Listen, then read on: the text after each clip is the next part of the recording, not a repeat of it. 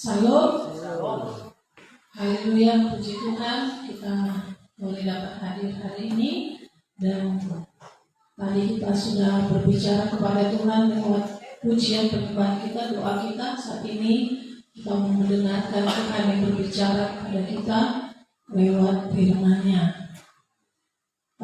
Dan kita akan mendengarkan firman Tuhan yang ada di Alkitab kita dari Matius 14 ayat 22 sampai 33. Di dalam Alkitab ini judul satu perikopnya Yesus berjalan di atas air. Dan saya simpulkan untuk judul firman Tuhan hari ini adalah jangan meragukan Tuhan.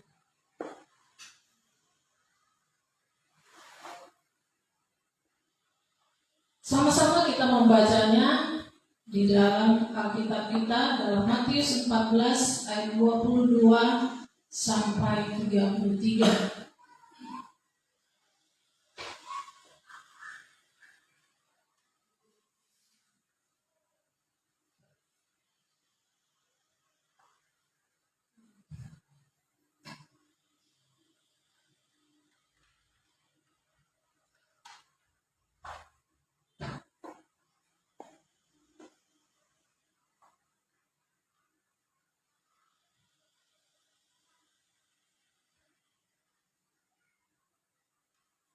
Ini kita yang ada Alkitabnya yang sudah terbuka, mari kita sama-sama membacanya dari mulai ayat 22, 1, 2, 3. Sesudah itu Yesus segera memerintahkan murid-muridnya naik ke perahu dan mendahulunya ke seberang. Sementara itu ia menyuruh orang banyak pulang. Dan setelah orang banyak itu disuruhnya pulang, Yesus naik ke atas bukit untuk berdoa seorang diri. Ketika hari sudah malam, ia sendirian di situ. Perahu murid-muridnya sudah beberapa mil jauhnya dari pantai dan diombang-ambingkan gelombang karena angin sakal. Kira-kira jam 3 malam datanglah Yesus kepada mereka berjalan di atas air. Ketika murid-muridnya melihat dia berjalan di atas air, mereka terkejut dan berseru, "Itu hantu!" Lalu berteriak-teriak karena takut. Tetapi segera Yesus berkata kepada mereka, "Tenanglah, aku ini, jangan takut." Lalu Petrus berseru dan menjawab dia, "Tuhan, apabila Engkau itu, suruhlah aku datang kepadamu berjalan di atas air." Kata Yesus, "Datanglah." Maka Petrus turun dari perahu dan berjalan di atas air mendapatkan Yesus. Tetapi ketika dirasanya tiupan angin, takutlah ia dan mulai tenggelam, lalu berteriak, "Tuhan, tolonglah aku." Segera Yesus mengulurkan tangannya memegang dia dan berkata, "Hai orang yang kurang percaya, mengapa engkau bimbang?" Lalu mereka naik ke perahu dan angin pun redalah. Dan orang-orang yang ada di perahu menyembah dia, katanya, "Sesungguhnya Engkau anak Allah." Amin. Haleluya. Nah, kita perhatikan di dalam ayat yang ke-22, ya.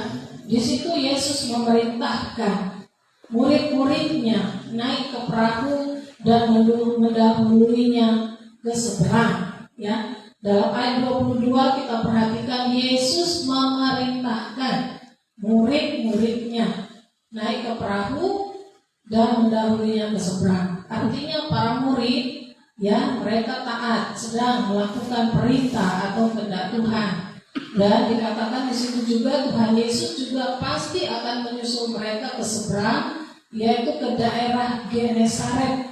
Sesudah Yesus selesai berdoa dalam kesendiriannya, dengan kata lain dalam saat teduhnya.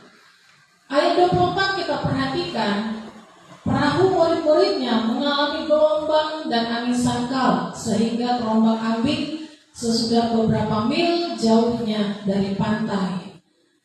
Artinya di dalam melakukan kehendak Tuhan ini, mereka mengalami goncangan, kesesakan, kesusahan, masalah besar, kepanikan, berada di ambang kematian. Tidak ada satupun yang bisa menolong karena gelapnya malam. Ya, di situ murid-muridnya heran, kaget, padahal mereka ini sedang disuruh oleh Yesus, ya, untuk duluan pergi ya ke seberang. ke daerah Genesaret, nanti aku menyusul. Nah, tiba-tiba perahunya itu mengalami gelombang, mengalami angin sakal. Angin sakal ini adalah angin yang bertiup berlawanan arah. Ya, berlawanan arah. Jadi kapal itu dipaksa putar balik dan mereka benar-benar harus berusaha supaya perahu ini tidak terbalik, tidak jatuh, tidak tertelungkup, ya, tidak terbalik, karena angin itu benar-benar berlawanan arah dengan perahu mereka, ya. Dan saat itu adalah pada malam hari. Sebelumnya pelayanan mereka adalah Yesus memberi makan 5.000 orang dan benar-benar capek sebenarnya, ya. Lebih dari 3 hari mereka melayani lebih dari 5.000 orang ini. Masuk murid-muridnya, mereka sampai di sana, ya, mereka bergantian mendayung perahu ini. Ada yang tidur, ada yang istirahat, dan kemudian yang sudah istirahat bergantian untuk tidur, ya, untuk mengemudikan, mendayung perahunya. Tapi yang terjadi adalah mereka harus sama-sama terjaga karena angin sakal. Apa yang harus dilakukan adalah mereka harus tetap bisa hidup di tengah-tengah, ya, kegelapan malam di mana tidak ada satu orang pun yang bisa menolong mereka. Nah, ayat 25, Yesus datang dengan berjalan di atas air.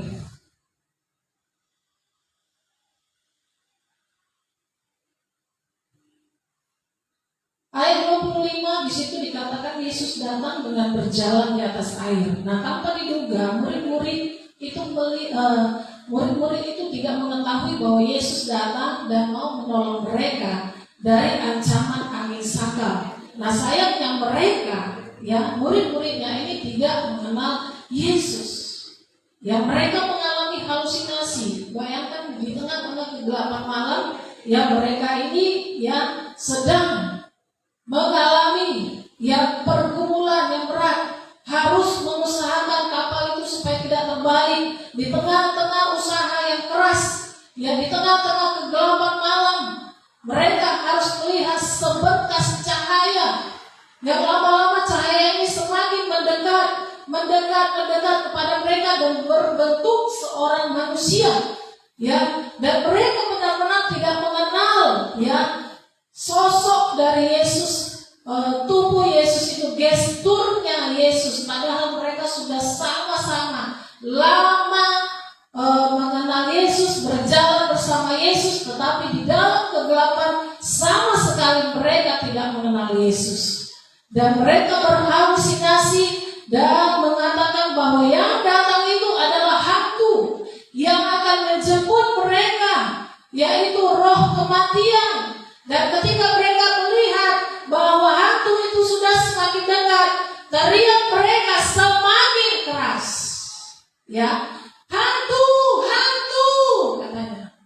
Ya, bayangkan ketika mereka berteriak, gak tahu lagi kita dayungnya itu kemana. Apakah arahnya sudah sama atau arahnya berlawanan, atau ada yang berpegangan di perahu atau bagaimana. Yang jelas semakin goncanglah, ya, perahu itu ketika mereka melihat sosok yang adalah Yesus, dan mereka berhalusinasi bahwa itu adalah roh kematian, hantu yang akan menjemput mereka di tengah-tengah kegelapan malam yang sangat mengerikan. Di dalam ayat 27, sambil berjalan di atas air, Yesus memberitahu, ya, bahwa Dia yang berjalan itu adalah Tuhan. Ternyata Yesus mendengar teriakan mereka yang sangat keras, yang mengatakan hantu. Tetapi Yesus juga dengan keras mengatakan, Aku Tuhan. Akulah Tuhan, bukan hantu. Ya, Akulah Tuhan. Tenanglah. Aku ini, jangan takut. Ya, Tuhan Yesus juga berusaha menenangkan mereka di tengah-tengah gelombang dan angin ribut, dan mereka juga Dan Yesus juga berkata kepada mereka, tenanglah, aku ini, jangan takut. Mungkin saja, ya saat itu mereka tidak bisa langsung tenang. Tetapi ada satu pribadi yang benar-benar mendengar Yesus berbicara, yaitu Petrus. Ya, nah secara logika mereka berpikir, bagaimana mungkin Yesus bisa sampai secepat itu? Ya, padahal mereka tadi mendahului Yesus. Yesus saat itu katanya sedang mau sendirian dan mau berdoa. Gak mungkin Yesus berdoanya 5 menit. Gak mungkin Yesus itu berdoanya secepat itu.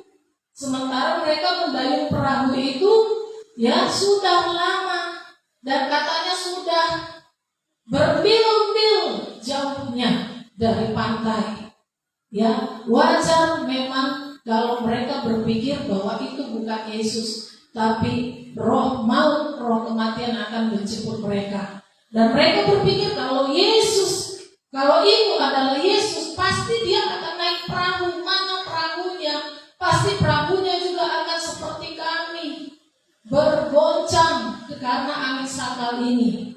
Ya, nah satu pribadi murid Yesus yang bernama Petrus, dia juga meragukan perkataan Tuhan Yesus yang mengatakan, akulah dia.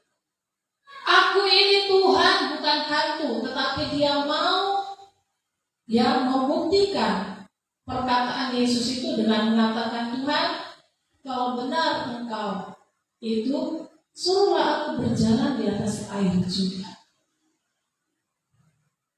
Ya, Tuhan Yesus hanya mengatakan satu kata, datanglah. Dan luar biasa iman Petrus ini, karena memang dia orang yang kepo, dan memang orang yang pengen tahu, dan punya kemauan yang besar, punya kemauan yang tinggi, dia kerjakan seperti perkataan Tuhan Yesus.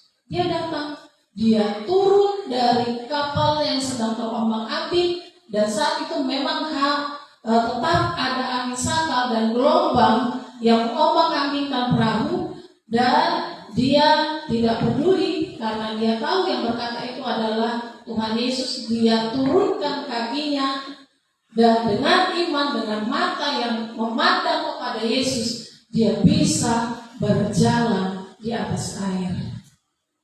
Tetapi hanya sebentar, dan kemudian dia mulai tenggelam. Ya, ketika Petrus matanya tertuju kepada Yesus dan dia benar-benar percaya kepada perkataan Yesus, dia bisa berjalan di atas air. Tetapi ketika fokusnya tidak lagi kepada Yesus, tetapi kepada gelombang, dia tiba-tiba melihat gelombang, dia melihat kiri kanan, dia melihat ke belakang, dia melihat perahu dari teman-temannya, dan kemudian dia mendengar angin sakal itu datang meniup dia. Disitulah dia mulai ragu dan dia mulai tenggelam. Tapi dia juga sempat berteriak, Tuhan, tolonglah aku. Keraguan adalah salah satu kebiasaan yang paling berbahaya, ya. Gak ada satu manusia pun yang gak pernah ragu. Semuanya ragu. Ragu apa? Ragu kepada suaminya, apakah suaminya setia. Ragu apakah suaminya mencintai dia. Ragu apakah nanti di pekerjaan dia tetap mengingat istri, mengingat anak-anak. Ya, ada keraguan. Ragu juga apakah anaknya itu tetap baik, tetap hidup benar, tidak terpengaruh dengan keadaan sekelilingnya, dengan teman-temannya. Ada juga yang bersekolah ragu apakah dia nanti bisa sekolah dengan baik, apakah dia bisa lulus dengan baik, apakah dia nanti bisa sekolah melanjut kuliah, atau apakah dia nanti mendapatkan pekerjaan, bagaimana dengan gajiku, apakah cukup. Semua kita pernah ragu. Ya, ketika mengalami masalah yang paling banyak orang Kristen mulai ragu akan kuasa Tuhan dan mulai mengukur mereka-reka dengan pikiran dan logika. Padahal ini adalah orang percaya, sama seperti murid-murid.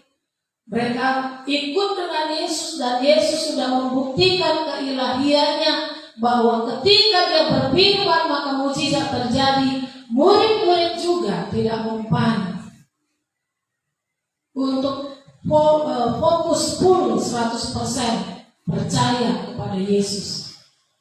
Ya, kita sering berkata, sanggupkah Tuhan menolong aku ketika aku dalam bahaya? Sanggupkah Tuhan menyelamatkan aku ketika kehidupan kita sudah semakin terpuruk? Sanggupkah Tuhan pulihkan aku? Sanggupkah Tuhan memberkati usahaku? Sanggupkah Tuhan sembuhkan sakitku sementara penyakitku sudah semakin parah? Padahal aku berdoa setiap hari untuk penyakitku. Padahal aku berdoa terus. Aku sudah jaga pola makanku. Aku sudah jaga semuanya. Tapi kenapa penyakitku tidak sembuh-sembuh? Mulai meragukan Tuhan. Mulai meragukan kuasanya. Mampukah Tuhan menyelesaikan perkaraku dan pergumulanku? Padahal aku sudah berdoa. Aku sudah bawa itu di doa syafaat. Aku sudah katakan itu kepada orang-orang gereja. Aku sudah katakan itu kepada kumpulan komunitasku. Kenapa masalahku, pergumulanku tetap bahkan semakin sulit? Mulai ragu kepada kuasa Tuhan. Ketika uang sudah semakin menipis, ya, ketika tidak ada lagi yang akan diborongkan, mungkin mau meminjam, tidak ada lagi yang diborongkan karena semua sudah dibuat sebagai pinjaman, udah banyak hutang sana kemari.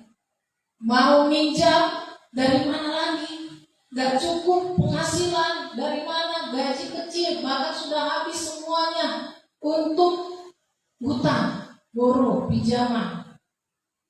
Sanggupkah Tuhan pulihkan, sembuhkan keuanganku, mengembalikan semua hutang-hutangku? Sanggupkah Tuhan? Dari mana jalannya? Terkadang kita melihat ada pertolongan dari Tuhan, tapi kita nggak percaya.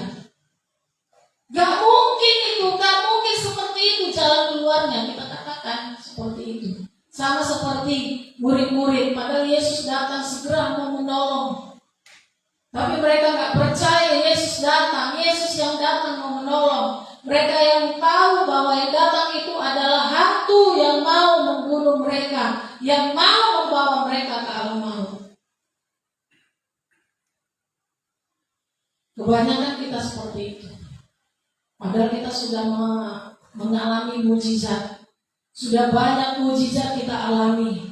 Sudah banyak Tuhan jawab doa kita. Tetapi ada satu waktu, ya, ketika saat ini kita membutuhkan pertolongan dan kita nggak tahu harus dari mana. Seolah-olah orang-orang yang ada di sekeliling kita sudah dingin, ya, tidak mau lagi membantu atau meminjamkan uangnya, atau tidak lagi mau menolong. Kita nggak tahu. Kita seperti Daud, aku melahirkan mataku ke gunung-gunung, dari manakah akan datang pertolonganku? Aku sudah berdoa, aku sudah puasa, tapi masih belum juga selesai. Masih kekurangan, masih membutuhkan, masih saja. Mulai kita ngambek sama Tuhan, merajuk, ya, nggak mau lagi baca firman, nggak mau lagi berdoa, nggak mau lagi puasa, nggak mau lagi dengar, ya, tentang firman Tuhan, nggak mau lagi ibadah. Karena apa? Ngambek, demo sama Tuhan. Aku mau beribadah, tunggu dulu Tuhan jawab doaku, tunggu dulu Tuhan selesaikan tentangku, tunggu dulu lunas semuanya yang baru nanti datang. Kita memberikan persyaratan, ya, kepada Tuhan. Padahal Tuhan bilang, ini aku, tenanglah, jangan takut. Tapi kita bilang, Tuhan terlalu lama, cepatlah. Ya, kita paksa Tuhan harus hari ini Tuhan, hari ini aku butuh 1 jam lagi Tuhan, kalau enggak Tuhan lah yang malu, terserah Tuhan lah. Nah, kita katakan mulai bernegosiasi dengan Tuhan, seolah-olah kita yang tahu 2 jam ke depan apa yang akan terjadi, 1 jam ke depan apa yang akan terjadi, atau 1 minggu ke depan apa yang akan terjadi, ketika jatuh tempo apa yang akan terjadi, seolah-olah kita yang tahu. Dan kita mulai menjelaskan sama Tuhan, begini Tuhan, kalau nanti ini terlambat Tuhan, begini Tuhan, Engkau yang malu Tuhan. Ya, kita buat supaya Tuhan itu benar-benar mengerti, sehingga dia turun tangan langsung dan dia menjawab perkara kita, selesaikan perkara kita. Tapi dikatakan besar atau kecilnya kuasa Tuhan dinyatakan kepada kita tergantung dari seberapa besar atau kecilnya iman percaya kita kepadanya. Sulit memang percaya kepada Tuhan di kesesakan, sementara kebutuhan sudah memanggil, ya, kebutuhan sudah mendesak harus, kalau enggak malu. Tetapi disitulah kita melihat besar atau kecilnya kuasa Tuhan yang dinyatakan kepada kita. Kalau kita yang membantu Tuhan, berarti kita melihat kuasa Tuhan itu kecil. Kalau kita juga campur tangan, ya, membantu Tuhan, berarti itu kurang bisa disaksikan. Ya, kurang bisa disaksikan. Tapi kalau kita melihat kita yang gak berdaya, kita udah nangis-nangis, benar-benar tidak ada jalan keluar, ya, disitulah kita melihat kuasa Tuhan, kita terkagum-kagum, kita terpesona, kita terheran-heran, dan tak henti-hentinya mulut kita berkata, terima kasih Tuhan, Kau baik, dan kita nggak sabar untuk bersaksi. Jadi orang yang bersaksi itu, kita akan melihat dia menyaksikan besarnya kuasa Tuhan.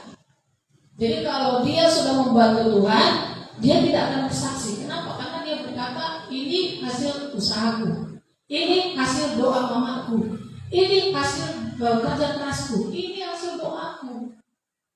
Jadi kuasa Tuhan itu kecil lah, gitu. Jadi dia bingung mau bersaksi apa. Nah, itu dia.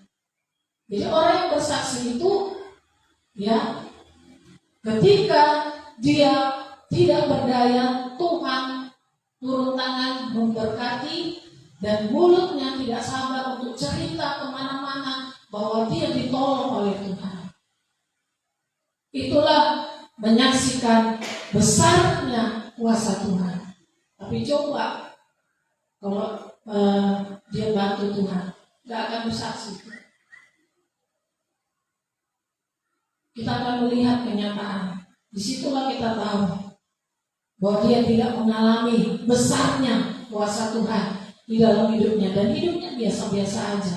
Ya, adalah sebuah kebodohan jika kita berusaha untuk memungkiri atau meragukan, bahkan menolak Tuhan secara mentah-mentah dan menganggap bahwa Tuhan tidak ada. Dengan kata lain, aku berhasil, aku menang, aku bisa, itu karena usahaku, karena kerja kerasku, karena aku tahu jalan keluarnya, karena aku bijak, karena sudah mempelajari semuanya. Dia tidak akan bersaksi, karena dia nanti akan menyaksikan dirinya aja. Aku, karena doaku, karena bantuanku, karena semua karena. Berarti dia ragu kepada Tuhan. Nah, kita melihat mengapa kita meragukan Tuhan. Ya, kita bisa flashback dalam kehidupan kita. Mungkin kita pernah ragu, ya, kepada Tuhan. Kita malas, ya. Kalau ada orang yang mendoakan kita buka mata. Kita nggak lagi menangis. Bisa saja kita menangis, tapi habis itu, nah gitu, ya. Aku bukan butuh yang lain-lain, aku butuh uang, katanya gitu. Aku nggak butuh doamu, aku butuh uang sekarang, nah katanya itu. Ada pernah saudara dengar seperti itu? Waktu kita mau mendoakan, ya, dia bilang aku bukan butuh doa, udah banyak aku berdoa, sekarang tinggal butuh uang, ya. Dia bilang seperti itu, ya, karena dia merasa bahwa doanya itu udahlah, sekarang mana jawabannya, gitu. Jadi kenapa kita meragukan Tuhan? Yang pertama karena mata jasmani kita melihat kenyataan di depan mata, kenyataan hidup kita, apa yang ada sama kita sekarang, ya. Nah, iblis mengambil kesempatan ketika kita ragu kepada Tuhan. Dia mengintimidasi kita dengan mengatakan, hei, lihat hidupmu sekarang, gak mungkin Tuhan itu akan memberkatimu, gak mungkin Tuhan itu akan memulihkan keadaanmu, gak mungkin uangmu itu bisa kembali, gak mungkin hutangmu itu lunas, lihat terlalu besar. Dia intimidasi, yang dengan membuat kita melihat kenyataan yang ada dalam hidup kita. Sama seperti Musa, seorang yang lembut, dan dia adalah seorang yang benar-benar pernah berjumpa dengan Tuhan di Gunung Sinai, tapi dia juga pernah meragukan Tuhan. Bagaimana dengan kita? Bilangan 11 ayat 13, 21, 23. Sama-sama kita baca. 1, 2, 3. Dari manakah aku mengambil daging untuk diberikan kepada seluruh bangsa ini? Sebab mereka menangis kepadaku dengan berkata, berilah kami daging untuk dimakan. Tetapi kata Musa, bangsa yang ada bersama aku ini berjumlah 600.000 orang berjalan kaki. Namun engkau berfirman, daging akan kuberikan kepada mereka, dan genap sebulan lamanya mereka akan memakannya. Dapatkah sekian banyak kambing domba dan lembu sapi disembelih bagi mereka, sehingga mereka mendapat cukup? Atau dapatkah ditangkap segala ikan di laut bagi mereka, sehingga mereka mendapat cukup?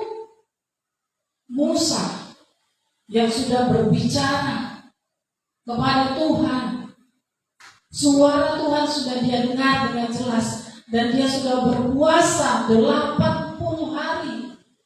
40 hari pertama untuk loh batu yang pertama, 40 hari kedua untuk loh batu yang kedua yang sudah dipecah kemudian ditulis lagi. Musa meragukan Tuhan. Kalau kita sudah pernah baca Alkitab, kita akan tahu cerita kisah ini, ya. Bangsa Israel merengek-rengek, mereka menangis dan mereka memaki-maki Musa. Mereka marah kepada Musa karena mereka hanya makan mana saja setiap hari. Mereka rindu daging. Mereka tiba-tiba teringat dengan daging yang ada di Mesir, dengan daging merah, katanya dicampur dengan bawang pre, bawang bombay. Mungkin air liur mereka sudah keluar dan mereka menangis kepada Musa. Setiap hari, setiap saat, mereka semua yang ada, baik tua, muda, besar, kecil, anak-anak, berseru, berteriak, berilah kami daging untuk dimakan. Mereka berteriak kepada Musa. Musa bingung. Ini ngomong, maunya mikir dulu lah. Berilah kami daging, kami mau makan daging. Udah bosan kami dengan mana ini, katanya. Mungkin hari pertama gak digubris, hari kedua gak digubris juga, tapi selama beberapa hari terus ada teriakan mereka, berilah kami daging, minta daging, kami mau makan daging. Bayangkan ada 2 juta bangsa Israel berteriak, kami mau daging, kami mau makan daging. Udah rindu kami makan daging. Bayangkan kalau sudah rindu, ya, sudah haus, lapar untuk makan daging, gimana itu? Gimana dagingnya itu? Kalau sudah pengen sebagai orang ngidam. Kalau nggak dikasih dijambak, ya kan? Harus dapat, ya, harus dapat. Bagaimana ini Musa yang dilawannya adalah 2 juta penduduk bangsa Israel, dan akhirnya dia mengadukan perkara itu kepada Tuhan. Tapi dia katakan, Tuhan, bagaimana ini? Mereka minta daging. Mereka memang punya ternak lembu sapi, domba, merpati, dan itu mereka pakai untuk korban persembahan kepada Tuhan. Kalau dipakai untuk makan setiap hari akan kurang, ya, akan kurang karena mereka baru saja keluar dari tanah Mesir dan mau berjalan menuju tanah Kanaan. Tapi apa kata Tuhan? Aku akan memberikan genap sebulan lamanya mereka akan makan daging sampai puas, katanya. Musa ragu, bagaimana mungkin Tuhan? Gimana caranya? Gak mungkin kami harus menyembelih kambing, domba, lembu, sapi setiap hari. Gak mungkin cukup. Gak mungkin kami tangkap ikan-ikan di laut setiap hari. Gak mungkin cukup. Pasti habis ikan-ikan itu. Musa melihat dengan mata jasmaninya kenyataan yang ada di padang gurun bersama bangsa Israel.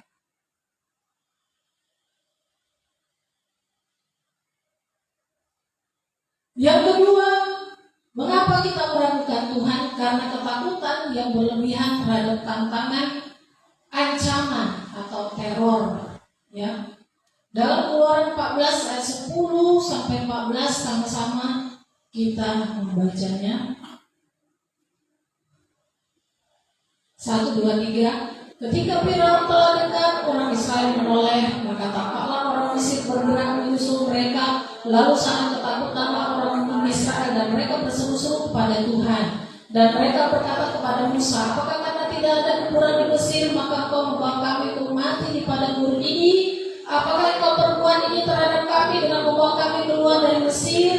Bukankah ini telah kami katakan kepadamu di Mesir, janganlah mengganggu kami, dan biarlah kami bekerja pada orang Mesir, sebab lebih baik bagi kami untuk bekerja pada orang Mesir daripada mati di padang gurun ini. Tetapi berkatalah Musa kepada bangsa itu, janganlah takut, berdirilah tetap dan lihatlah keselamatan dari Tuhan yang akan diberikannya hari ini kepadamu. Sebab orang Mesir yang kamu lihat hari ini tidak akan kamu lihat untuk selama-lamanya. Tuhan akan berperang untuk kamu dan kamu akan diam saja. Ternyata keraguan-keraguan bangsa Israel itu menular kepada Musa. Ketika Musa membawa bangsa Israel keluar dari Mesir, rohnya itu bernyala-nyala untuk Tuhan. Kepercayaan kepada Tuhan itu sungguh luar biasa. Dia benar-benar percaya penuh, full 100% kepada Tuhan. Tetapi karena setiap hari dia harus berhadapan dengan bangsa Israel yang selalu ragu, yang selalu bersungut-sungut, yang selalu berkata-kata yang tidak baik, meneror, akhirnya dia terpengaruh juga. Makanya tadi kita lihat dia juga ragu, bagaimana mungkin Tuhan bisa beri makan daging kepada seluruh bangsa Israel yang ada 2 juta lebih. Setiap hari makan daging, genap 1 bulan. Di sini awalnya bangsa Israel itu mereka ragu kepada Musa, ya, dan mereka ragu kepada Tuhan. Musa berusaha untuk membuat bangsa Israel itu percaya dengan mengatakan, jangan takut, berdiri tetap dan lihat keselamatan dari Tuhan yang akan diberikannya hari ini kepadamu. Bahkan dibuat lagi kelanjutannya, sebab orang Mesir yang kamu lihat hari ini tidak akan kamu lihat lagi untuk selama-lamanya. Mereka nggak percaya. Karena nggak percaya juga dikasih tahu lagi Tuhan yang akan berperang untuk kamu dan kamu akan diam saja. Artinya kamu akan menonton peperangan yang dilakukan oleh Tuhan menghasilkan ya keberhasilan, kemenangan. Mereka juga nggak percaya. Tapi karena mereka sudah kepalang tanggung, sudah berada di tepi laut perahu, mereka harus ikut dengan perkataan Musa. Kalau tidak, kematian yang menjemput. Terkadang ketakutan kita berlebihan terhadap setiap tantangan, terhadap ancaman, terhadap teror. Kita tidak percaya bahwa Tuhan itu sanggup menolong kita di dalam pekerjaan. Ada orang yang tidak senang kepada kita dan dia berbuat yang jahat kepada kita. Ketika kita tahu, kita jadi takut. Ketika kita tahu, kita jadi ngeri melihatnya. Bagaimana aku ini? Aduh, kita mulai bimbang kepada Tuhan. Karena kita gak percaya kepada Tuhan, kita mulai pakai kuasa gelap. Kita pikir kalau dia pakai dukun, aku juga bisa pakai dukun. Sama-sama, dukun siapa yang menang? Kita gak percaya kepada Tuhan, mulai ragu. Ketika kita melihat pekerjaan kita diganggu, kita berpikir, oh itu dari orang sana tidak senang. Kita lawan juga dia dengan kekuatan kita, maka dia akan berbuat lebih hebat lagi kepada kita.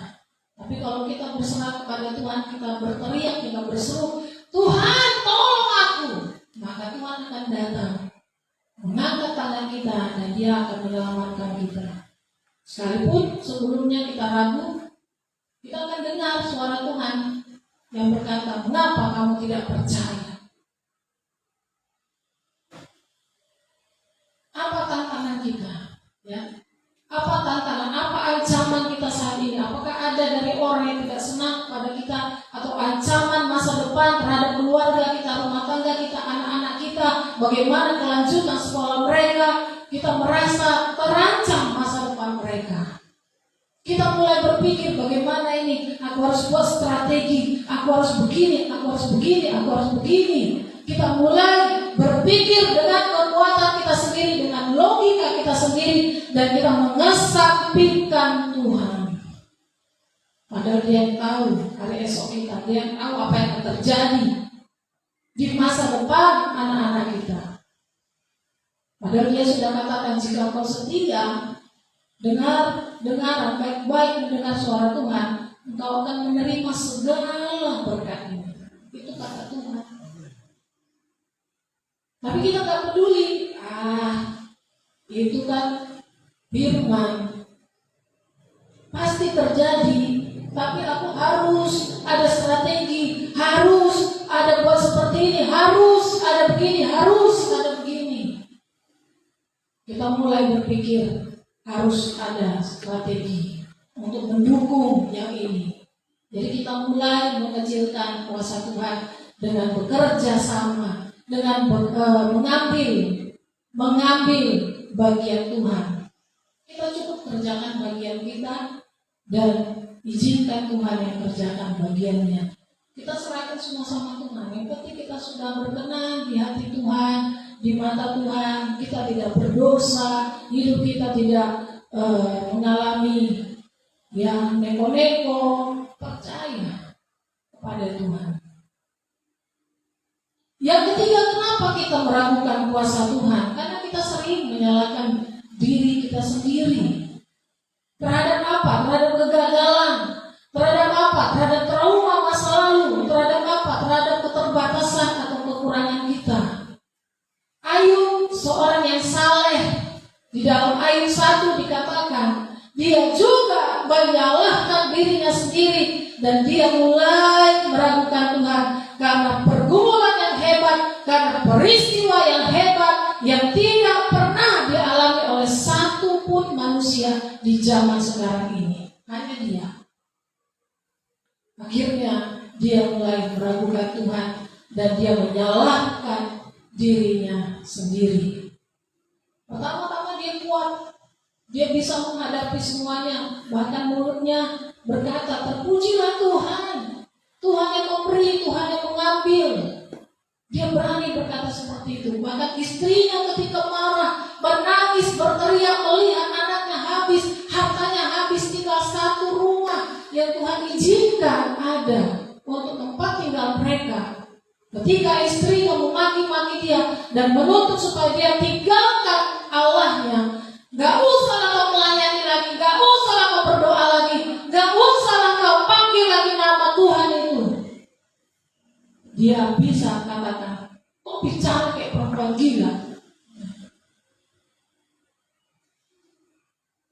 Apakah kita menerima yang baik saja dari Tuhan? Dia berani berkata seperti itu. Pertama dia kuat imannya, kuat percayanya kepada Tuhan. Tapi ketika di Ayub pasal 3, entah apa yang membuat dia berkata seperti itu. Dia mulai menyalahkan dirinya sendiri, bahkan mengutuk hari kelahirannya.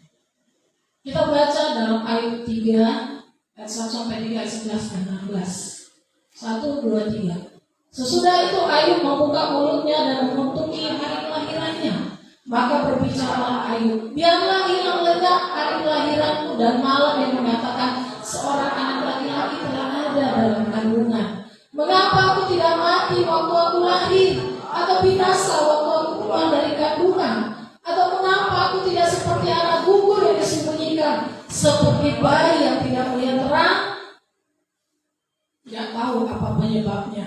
Kenapa Ayub tiba-tiba menyalahkan dirinya sendiri, bahkan mengutuki hari kelahirannya, padahal sebelumnya dia hebat dengan imannya, dia hebat dengan percayanya, dia hebat doanya kepada Tuhan. Bahkan istrinya juga dia salahkan. Karena imannya, percayanya kepada Tuhan itu luar biasa. Ternyata bukan yang awal yang menyelamatkan kita, tetapi akhir kehidupan kita. Apakah kita memulai dari roh dan kemudian mengakhiri dengan daging? Kita harus selalu waspada dengan iman kita. Kita awasi diri kita, kita awasi ajaran kita, kita awasi percaya kita kepada Tuhan. Kita cek setiap hari, apakah aku masih bernyala-nyala, apakah hatiku masih berkobar-kobar untuk Tuhan, apakah hatiku masih tulus melayani, apakah hatiku masih tetap menyembah Tuhan, ataukah hanya sekedar atau ala kadarnya. Kita harus cek, karena semua orang akan mengalami ujian. Waspada. Apa yang kita lakukan supaya tidak seperti Ayub ini mengutuki hari kelahirannya? Firman Tuhan katakan, berjaga-jaga, berdoa supaya kamu jangan jatuh ke dalam pencobaan. Roh memang penurut, tetapi daging lemah.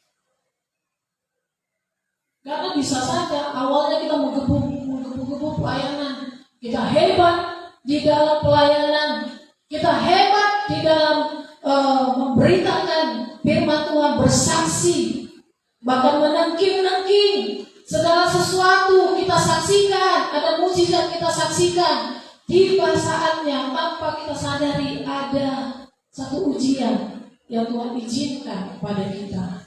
Apakah kita bisa tetap percaya kepada Tuhan dan tidak ragu kepada Tuhan? Ataukah kita bilang, kenapa aku gak mati aja? Ya, kenapa aku gak lahir dari orang tuaku yang kaya supaya aku gak seperti ini? Kenapa aku bukan anak pungut yang dipungut oleh orang tua yang kaya raya supaya aku enak makan? Kenapa aku gak tinggal di rumah yang bagus? Ya, kita kutuki diri kita, kita salahkan diri kita. Ya, kita katakan, kenapa aku cacat? Kenapa orang tua aku melahirkan aku? Apa yang mereka buat makanya aku seperti ini?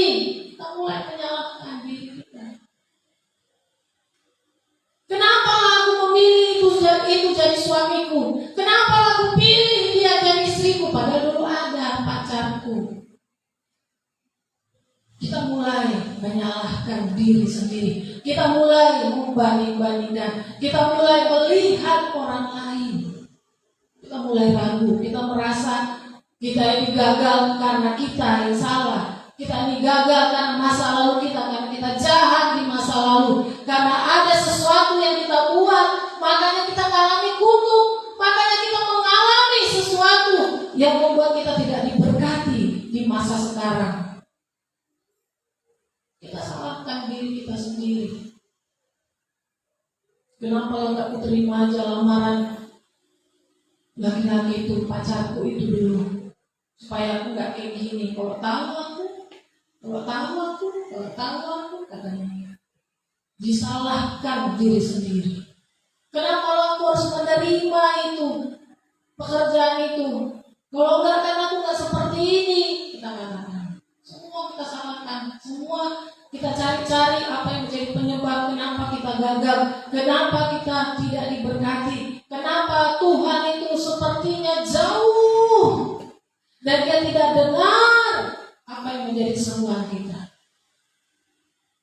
Atau awalnya kita sudah diberkati, kita sudah enak, kita sudah tenang, tiba-tiba ada bahaya. Sejak kita menerima sesuatu, kita mulai salahkan diri kita sendiri. Dan akhirnya kita kutuki diri kita. Bodoh kau, kita bilang seperti itu. Ya, kita kutuki hari kita kutuki perbuatan kita kutuki nama kita semualah ya kita buat karena kita kesal, karena kita nggak terima ya hidup ini. Apa yang harus kita lakukan supaya kita tidak meragukan Tuhan? Ya, apa yang harus kita lakukan supaya kita tidak meragukan Tuhan? Yang pertama, miliki iman yang benar. Apapun yang dihadapkan kepada kita, percayalah kepada Tuhan dengan segenap hati kita dan jangan bersandar kepada pengertian sendiri. Artinya, jangan lagi kita pikirin bahwa kita itu bisa berbuat sesuatu. Kita bisa menyelesaikan masalah kita sendiri. Gak perlulah berdoa. Gak perlulah kita bawa itu dalam dosa, gak perlu. Aku bisa kok. Nah kita pikirin, kita bilang seperti itu. Janganlah bersandar kepada pengertianmu sendiri. Percayalah kepada Tuhan dengan segenap hatimu. Apapun yang kita alami, walaupun kita sudah lakukan kehendak Tuhan dan di tengah jalan kita alami hal-hal yang membuat kita mulai mendapat masalah dan kita ragu kepada Tuhan, tetaplah percaya. Kita mungkin mendapatkan pekerjaan ini adalah hasil jawaban doa, kita katakan itu. Kita sudah saksikan ini. Aku mendapat pekerjaan karena Tuhan. Tiba-tiba di tengah jalan, ya di tengah perjalanan dalam kita bekerja, tiba-tiba kita terkena sakit penyakit. Dan kemudian kita keluar dari pekerjaan itu. Dan akhirnya kita mulai ragu, apakah benar ya pekerjaan ini mendapat dari Tuhan? Karena kita melihat ada satu kesalahan atau satu penyakit yang kita alami ketika kita dalam bekerja. Kita langsung katakan, berarti bukan dari Tuhan itu pekerjaan itu. Berarti aku aja yang mau. Akhirnya dia keluar dari pekerjaan, tidak kerja lagi. Dan kemudian dia terintimidasi. Dia mulai ragu kepada Tuhan. Dia mulai takut beribadah. Karena apa? Karena intimidasi iblis tadi. Dia gak mampu lagi percaya kepada Tuhan. Dia gak mampu lagi memulai dari mana untuk percaya kepada Tuhan. Tapi Amsal 3:5 katanya, percayalah kepada Tuhan dengan segenap hatimu dan jangan bersandar kepada pengertianmu sendiri. Sekalipun itu adalah jawaban doa dari Tuhan. Dan ketika kita mengalami masalah di tengah-tengah jawaban doa itu yang kita sudah kerjakan, tetaplah percaya. Tetaplah percaya kepada Tuhan, jangan mundur, jangan menoleh ke belakang, tapi kita serahkan semua kepada Tuhan. Kita mau katakan, Tuhan, ini adalah jawaban doa darimu, aku sudah kerjakan, apa yang harus kulakukan menghadapi ini Tuhan. Kita harus percayakan semuanya kepada Tuhan dengan segenap hati kita. Jangan kita langsung ambil keputusan bersandar kepada pengertian sendiri, tetap percaya. Markus 11 ayat 22 sampai 24 seperti firman Tuhan yang diberitakan oleh Pak Gembala kita kemarin. Sama-sama kita katakan bahwa kita bacakan 1, 2, 3. Yesus menjawab mereka, percayalah kepada Allah. Aku berkata kepadamu, sesungguhnya barang siapa berkata kepada gunung ini, beranjaklah dan tercampaklah ke dalam laut, asal tidak bimbang hatinya, tetapi percaya bahwa apa yang dikatakannya itu akan terjadi, maka hal itu akan terjadi baginya. Karena itu aku berkata kepadamu, apa saja yang kamu minta dan doakan, percayalah bahwa kamu telah menerimanya, maka hal itu akan diberikan kepadamu. Ingat, perjalanan hidup kita tidak selamanya mulus. Kita memang sudah menikah dan kita sudah dipersatukan oleh Tuhan dalam pernikahan. Dan di tengah-tengah kita menjalani rumah tangga kita, kita melihat sesuatu yang tidak pas di mata kita. Apakah kita harus berkata, aku cerai, aku harus berpisah, karena kita tidak cocok, sudah salah, memang betullah orang tuamu menolakmu dulu. Ternyata ini yang aku alami. Apakah kita harus menoleh ke belakang dan meninggalkan semua, padahal kita sudah dipersatukan oleh Tuhan? Percayalah kepada Allah. Kita bawa dalam doa. Kalau firman Tuhan katakan, kalau kita berkata kepada gunung ini, apa gunung kita, apa masalah kita, apa pergumulan kita, kalau kita berani katakan, beranjaklah dan tercampaklah ke dalam laut, kalau nggak bimbang, itu akan terjadi. Tapi jangan pula kita katakan kita merasa gunung kita adalah suami. Jadi kita katakan kepada suami, beranjaklah kau, tercampaklah kau ke dalam laut. Tiba-tiba tercampak dia. Ya, berarti kita juga salah, disalahkan oleh Tuhan. Jadi gunung itu adalah masalah, masalahnya, dosanya, bukan orangnya. Ya, bukan orang yang kita tengking, tapi iblisnya, dosanya yang kita usir, yang kita suruh beranjak, tercampak ke dalam laut. Jadi kalau anak kita yang jahat, yang nakal, jangan kita bilang, matilah kau, pergilah kau dari sini. Kita sebut pula pakai materai dalam nama Yesus, habislah kita. Berarti kita sudah sesat. Kita sudah tafsir ayat ini dengan salah. Kita harus berkata kepada dosa itu, kepada kejahatan itu, kepada masalah itu, beranjak dan tercampak ke dalam laut. Bukan kepada orang lain, tetapi ke dalam laut. Jangan pindahkan masalah kita ke keluarga lain. Jangan pindahkan masalah kita kepada orang lain, kepada rumah orang, jangan. Tapi ke dalam laut, katanya, laut itu penuh dengan semua beban masalah, ya. Karena disitulah tempat semua yang tidak baik, laut, ya. Beranjak ke dalam laut atau tubir laut, disitulah tempat setan-setan itu. Kalau kita berdoa kita tidak bimbang, kita minta kepada Tuhan, kita percaya, maka Tuhan akan berikan kepada kita. Jangan sampai ragu, miliki iman yang benar. Kita fokus kepada Yesus, Dia yang ada di atas kemustahilan kita. Dalam Lukas 8 ayat 48 dikatakan, maka katanya kepada perempuan itu, hai anakku, imanmu telah menyelamatkan kau, pergilah dengan selamat. Di dalam Injil ini selalu dikatakan, kalau kita sudah baca Alkitab, dalam Injil Matius, Markus, Lukas, Yohanes dikatakan, imanmu yang menyelamatkanmu.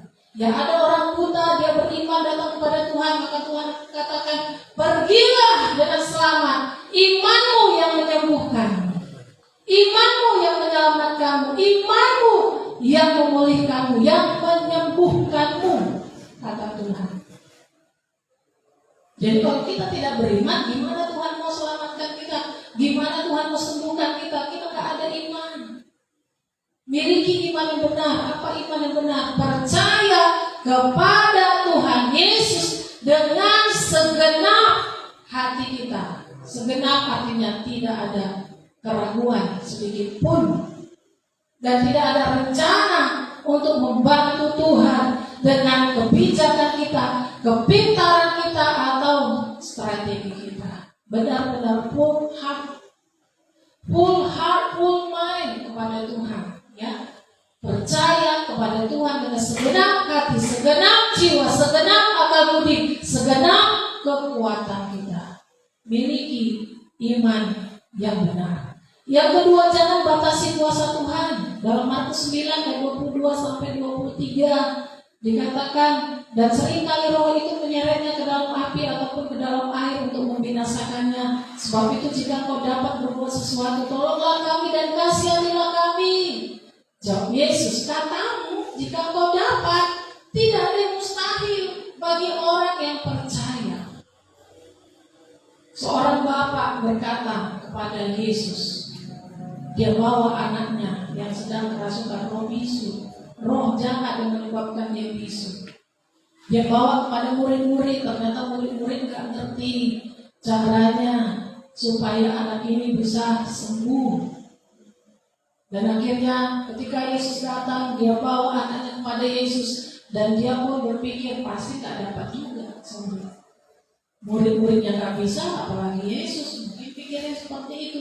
Makanya dia katakan, jika kau dapat, tidak ada yang mustahil bagi orang percaya. Langsung dia, seketika itu juga bapaknya langsung bilang, tolong aku yang tidak percaya ini, tolong aku yang tidak percaya ini, tolonglah aku yang tidak percaya ini. Dia langsung akui, dan dia percaya Yesus dapat menyembuhkan anaknya.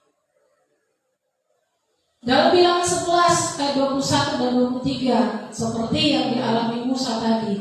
Tetapi kata Musa, bangsa yang ada bersama aku ini berjumlah 600.000 orang berjalan kaki. Namun kau berfirman, daging akan kuberikan kepada mereka, dan genap semula namanya mereka akan memakannya. Tetapi Tuhan menjawab Musa, sama seperti bapak yang tadi ini. Masakan kuasa Tuhan akan kurang untuk melakukan itu? Sekarang engkau akan melihat apakah firman-Ku terjadi kepadamu atau tidak. Sekalipun si bapak ini tidak percaya, tapi Yesus membuktikan bahwa kuasanya tidak bisa dibatasi oleh tidak percayaan si bapak ini. Dia mau membuktikan bahwa Tuhan itu punya kuasa, maha kuasa, berdaulat, berkuasa, dan tidak dapat dibatasi oleh apapun. Dan dia juga mau membuktikan kepada Musa, Tuhan berkata, kau akan melihat apakah firman-Ku terjadi kepadamu atau tidak. Tuhan mau membuktikan, dan dia mau Musa melihat bahwa kuasa Tuhan sanggup untuk memberi makan daging bangsa Israel berjumlah 2 juta lebih itu genap 1 bulan lamanya. Dia mau melihat, Tuhan mau Musa melihat, dan Tuhan Yesus juga mau bapaknya melihat bahwa Yesus itu berkuasa, tidak seperti murid-murid. Ya, jadi jangan membatasi kuasa Tuhan. Mungkin kita melihat, oh hamba Tuhan ini tidak bisa mendoakan aku, nggak sembuh ketika dia mendoakan aku. Padahal aku sudah datang jauh-jauh, aku mau dia mendoakan aku supaya aku sembuh dari penyakitku, supaya rumah tanggaku pulih. Tapi kenapa tidak terjadi?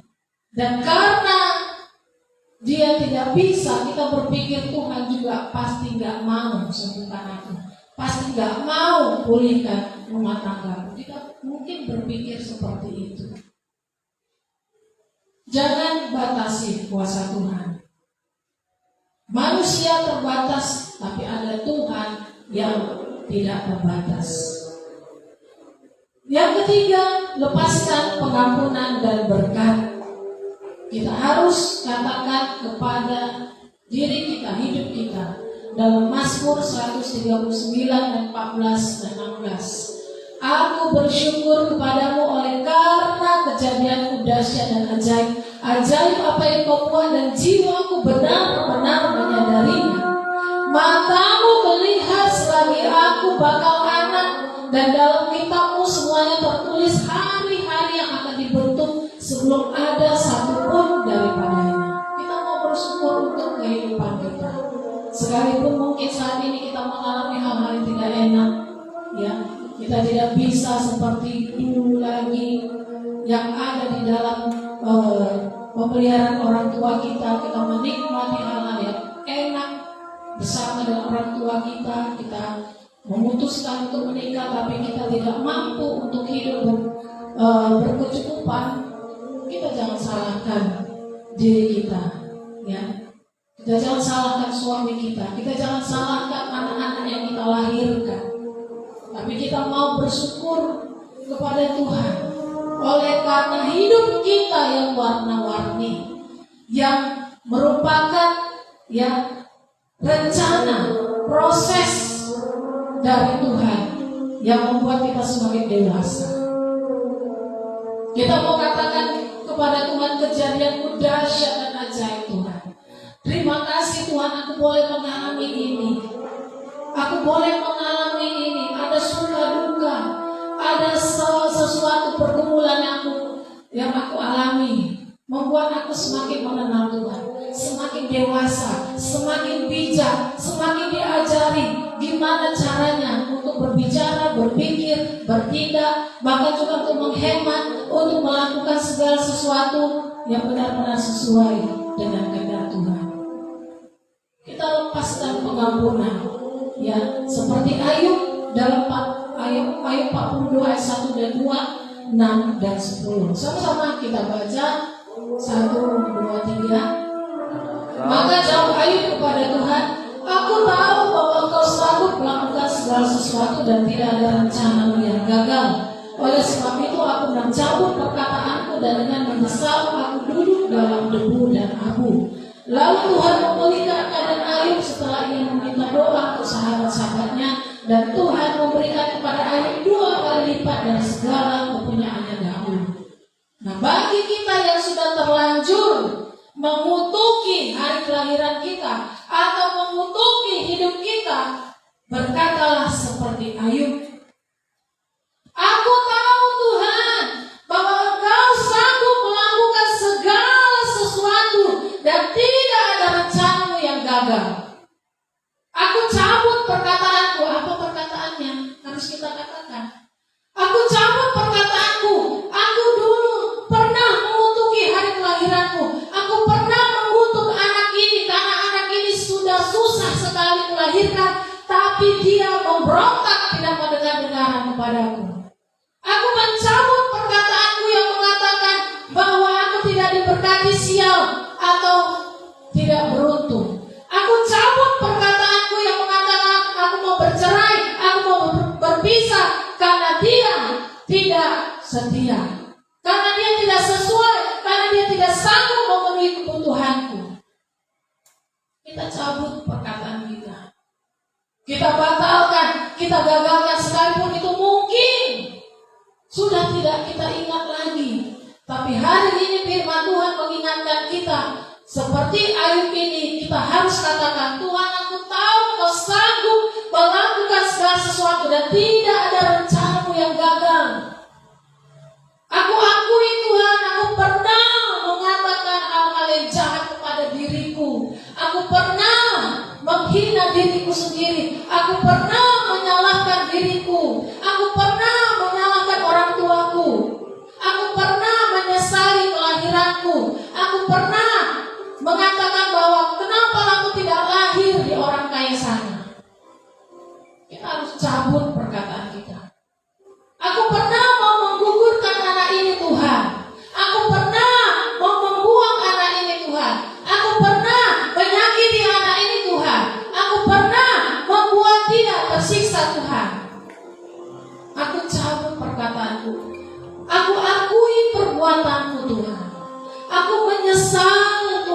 dengan perkataanku, dengan perbuatanku.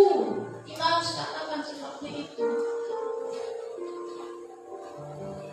Pasti Tuhan akan ingatkan. Dan ketika Tuhan ingatkan, jangan kita bilang, itu kan udah lama. Itulah tipu musnah iblis, supaya kita tidak katakan, dan supaya kita terus ada di dalam kutuk, dan kita ragu kepada Tuhan. Cabut perkataan kita, batalkan, dan katakan kepada Tuhan, aku menyesal Tuhan sudah mengatakannya. Aku akui Tuhan, aku pernah katakan itu. Aku akui Tuhan, aku katakan itu di dalam kemarahanku, di dalam kekesalanku, karena sakitnya penderitaanku. Kita harus katakan kepada Tuhan.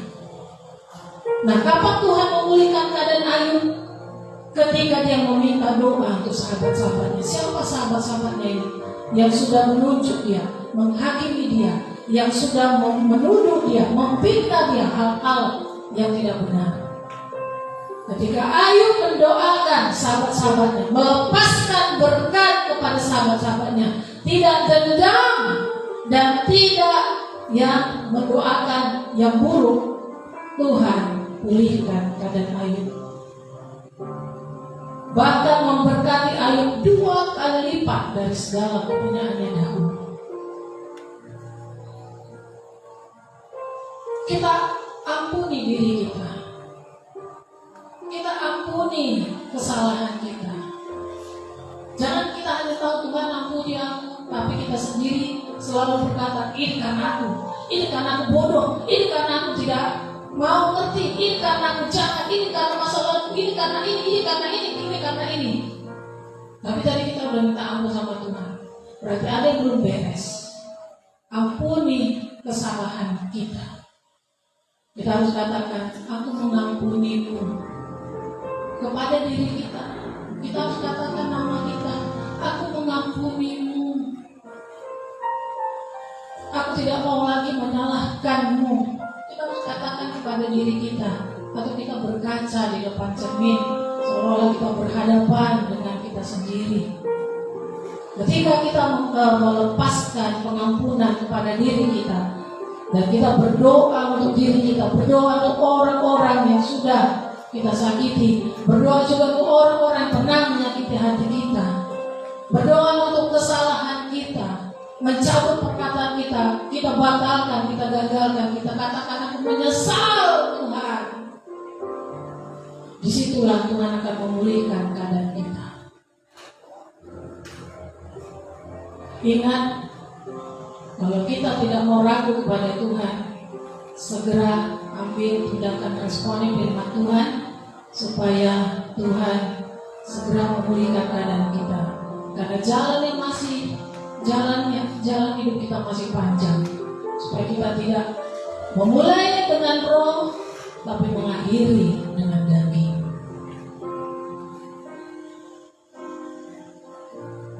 Kita harus percaya kepada Tuhan. Tidak ada yang tidak dapat diselesaikan oleh Tuhan. Apalagi zaman sekarang, semakin mengerikan sekali kesukaran.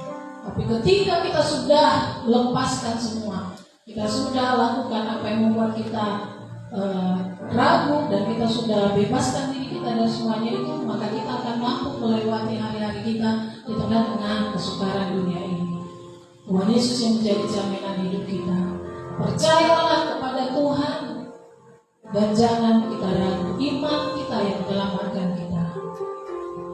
Jangan sampai kita mendua hati, karena orang yang mendua hati tidak akan berhasil, tidak akan tenang, dan tidak akan selamat dalam hidupnya. Tuhan Yesus Kristus memberkati kita. Haleluya. Mari kita bangkit berdiri, Bapak Ibu Saudara, sambil kita renungkan firman Tuhan. Kita nyanyikan lagu ini, kita percaya Tuhan Yesus yang baik bagi kita. Saat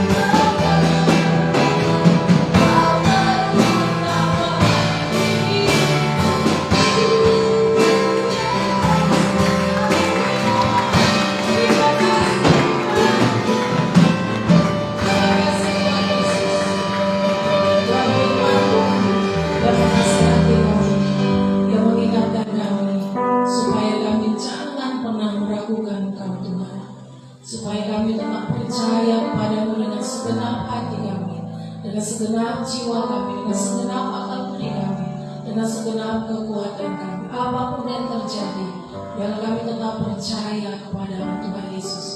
Kami tahu Tuhan banyak hal yang membuat kami ragu kepada Tuhan. Sebelum-sebelumnya kami menggebu-gebu di dalam Tuhan. Iman kami dahsyat luar biasa kepada Tuhan. Tetapi ya Tuhan, di hari-hari terakhir kami mulai ya Tuhan kendor dalam percaya kami kepadamu. Kami mulai kendor di dalam ya Tuhan iman kami. Kami mulai meragukan Tuhan. Dan begitu pelitnya, sukanya, susahnya pergumulan hidup kami. Kami melihat dengan mata jasmani kami seolah-olah itu mustahil dipulihkan, seolah-olah mustahil untuk diperbaiki. Dan kami ya Tuhan membatasi kuasa-Mu Tuhan dengan cara kami menolong Engkau Tuhan dengan strategi kami sendiri. Dan kami juga menyadari Tuhan, kami pernah menyalahkan diri kami sendiri sehingga kepercayaan kami kepada Tuhan tidak full. Kami mulai meragukan Tuhan karena ada perkataan kami yang salah di masa-masa yang lampau. Tuhan, kami mengakui semuanya itu di hadapan-Mu. Biarlah kami boleh mendapatkan kasih karunia-Mu. Ampunilah kami Tuhan, ampunilah kami, dan kami cabut perkataan-perkataan kami yang jahat, yang pernah meragukan Tuhan, yang pernah melupakan Tuhan, yang pernah tidak percaya kepada-Mu ya Tuhan, dan mengandalkan diri kami, mengandalkan manusia. Ampuni kami Tuhan. Kami pernah ya Tuhan melakukan kesalahan, kami pernah melakukan kejahatan di masa lalu, dan karena itu kami ya Tuhan tidak diberkati, karena mulut kami terlanjur mengeluarkan kutuk, mengeluarkan perkataan yang jahat, menyalahkan diri kami ya Tuhan, menyalahkan orang yang kami sayangi, orang yang kami kasihi, menyalahkan orang-orang yang pernah ya Tuhan menyakiti hati kami. Ampuni kami Tuhan. Banyak perkataan kami yang salah, yang teledor ya Tuhan, yang mengandung kutuk. Ampuni kami Tuhan. Kami cabut perkataan kami. kami batalkan, kami gagalkan semuanya itu di dalam nama Tuhan Yesus Kristus. Dan kami lempar ke tebing-tebing laut di dalam nama Yesus, dalam nama Yesus. Kami lepaskan berkat kepada diri kami. Kami menerima diri kami apa adanya bersama dengan Yesus. Kelemahan kami tidak lagi menjadi suatu batu sandungan, tetapi dengan kelemahan kami kuasa Allah bekerja sempurna. Kami boleh mengakui betapa dahsyatnya, betapa besarnya kuasa-Mu Tuhan yang tidak terbatas itu. Kamilah yang terbatas, Engkau yang tidak terbatas Tuhan. Kami mengakui segala kehadiran-Mu Tuhan. Kami lepaskan berkat kepada orang-orang yang pernah menyakiti hati kami, yang pernah mengganggu kami di dalam pekerjaan, yang pernah membuat rancangan-rancangan yang jahat kepada kami. Kami mengampuni mereka dan kami lepaskan berkat kepada mereka. Dan Tuhanlah yang menyelamatkan mereka. Tuhanlah juga yang memulihkan keuangan kami, keluarga rumah tangga kami, pelayanan kami, seluruh hidup kami, menyembuhkan sakit penyakit kami, mengampuni dosa-dosa kami, dan Kau memulihkan kami di saat kami jatuh, mengangkat kami, dan Kau yang memberkati hidup kami, memuliakan kami. Terima kasih Tuhan, aku percaya, kami percaya tak terbatas kuasa-Mu Tuhan, tak terbatas kuasa-Mu, kasih-Mu di dalam kehidupan kami. Kami terima berkat-Mu, pemulihan, pengampunan, kasih karunia-Mu, anugerah-Mu dalam hidup kami. Kami terima mengalir kuasa-Mu, mengalir kasih-Mu, memulihkan keadaan kami, hidup kami, iman percaya kami di dalam nama Yesus. Terima kasih Tuhan buat perkataan firman-Mu. Mereka setiap perkataan firman-Mu, datanglah kerajaan-Mu, jadilah kehendak-Mu. Terima kasih Tuhan. Segala puji syukur dan kuasa boleh dibagi dalam nama Tuhan Yesus Kristus. Haleluya. Amin. Haleluya. Silakan duduk Bapak Ibu Saudara. Kita lihat warta kita hari ini di minggu yang ke-47, 26 November 2020.